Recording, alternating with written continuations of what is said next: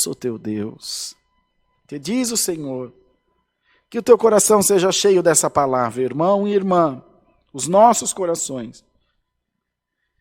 E possamos compreender que se nós alcançarmos essa bem-aventurança, nós teremos produzido em nós salvação, teremos produzido em nós vida eterna e, acima de tudo, teremos acabado, extirpado da nossa vida essas inquietações, dessas coisas pequenas, que é inveja, ciúme, desejo pelo poder, desejo de ser notado.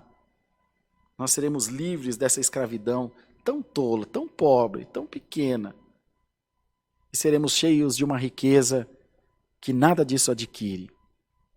E nem o dinheiro, mas recebe-se por graça divina, que é chamada paz de espírito.